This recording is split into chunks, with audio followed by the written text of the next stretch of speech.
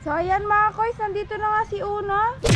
At ayun na nga mga koys, eto na naman tayo sa panibagong episode natin. Ngayong ang araw na to, aabangan natin yung kalapati natin na si Uno. Abangan natin ngayong araw na to is San Pedro, Laguna. Makauwi kaya yung kalapati natin o magagaya lang siya kay Lato-Lato?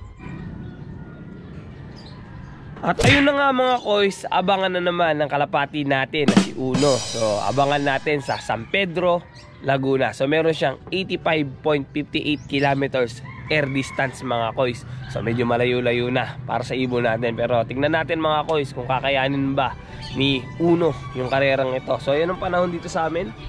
Yan, medyo makulimlim ng konti dito sa Magsaysay. Pero mamaya-maya mga koys, medyo aaraw na yan. Sigurado mga koys, medyo madilim pa dun sa release point natin. Pero aabangan natin yung ibon natin na si Uno. So tiwala tayo doon na uuwi siya ngayong araw na to kung loobin. So yun mga koys, yan, abang-abang tayo sa release ng ibon natin.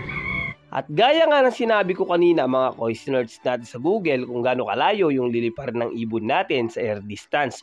So ito nga pala yung gamit natin na air distance. At tinignan ko na nga dito kung gaano kalayo yung San Pedro, Laguna. So ito yung lumabas mga koys. At ito na nga mga koys, meron siyang 85.58 kilometers air distance mula dun sa atin. At ito nga pala yung pwedeng daanan ng mga ibon natin. Dadaanan niya dito yung mga pinag-trainingan natin sa kanya sa Dasma, Imos, Manila, Valenzuela at Malolos. Kaya abang papalayo, paganda na ng paganda yung karera. Kaya abangan natin yung ibon natin na si Uno. 645.41. Estimate niya, 645.41. Punta lang. Play kayo muna ako kalimutan ka. 645.41 ha, sabi kayo. Diretso ila. Oh, good luck po ha mga kalapatids. Shoutout team Masantol. Sige, go. Okay, wag lang kayo, pula mo na eh. Yan. Ayan po ang ating mga ibon, mga kalapatids. Good luck po sa inyong lahat.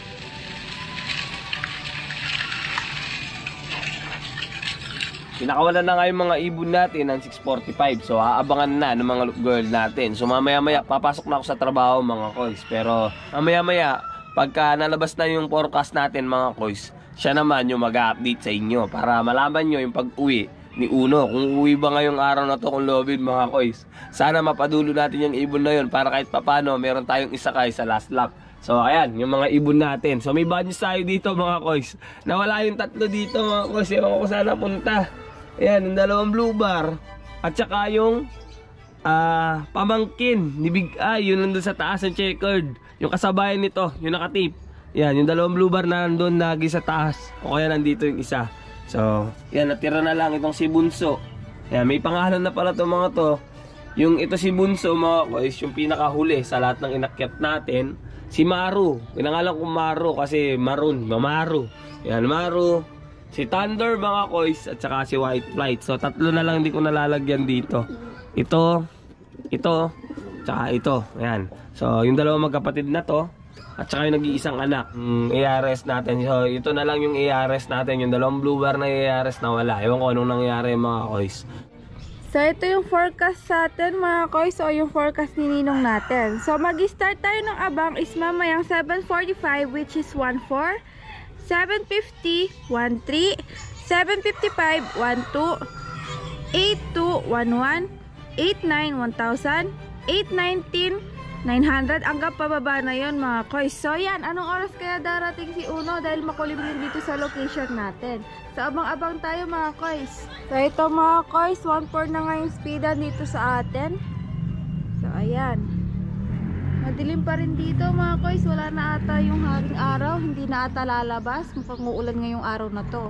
So abang-abang pa tayo mga koys. So manik na nga tayo dito sa taas para makita natin baka nandito na nga si Uno. Pero wala pa din. So ayan mga koys. 900 na lang yung speed dito sa atin mga koys. Mukhang lumalabas na si haring araw pero wala pa rin yung ibon natin. Dito nga mga koys, puspusan na yung paghihintay ni Girl Bunak. Umakyat na nga siya sa taas ng loft pero wala pa rin yung ibon natin. Sabi niya nga kanina mga koys, 800 na lang yung speed. Mukhang magbababa pa tayo sa 700. Pero okay lang yun mga koys, basta laban lang, Uno. So ayan mga koys, nandito na nga si Uno. So dumating siya ng 8:41. So pa 700 na lang yung speed. So wait lang mga koys. Yeah! May karga kasi tayong bata. Yan. So ayan siya mga koys. 8:41 dumating. Pa 700 yung speed. So consistent nga na 700 yung speed. Mukhang hindi pa pagod mga koys. Oh. So ayan siya. So papasukin na muna natin to mga koys. Hindi na tayo gulong ngayon mga koys dahil umuwi yung ibon natin. So ayan, kasama nga pa na natin si Baby Kelsey, kaya hirap-hirap ako mag-camera. So ayan, buhat na buhat ko siya. Yayabang pa siya mga guys, oh. So ayan mga guys. So ito nga mga guys, nandito na tayo sa taas. So ito nga pala si Uno mga guys, tingnan nyo, parang wala man nangyari sa kanya. So ayan yung sitwasyon niya mga koys. So pakainin na natin itong mga to mga koys. Hinihingal ako dun ah.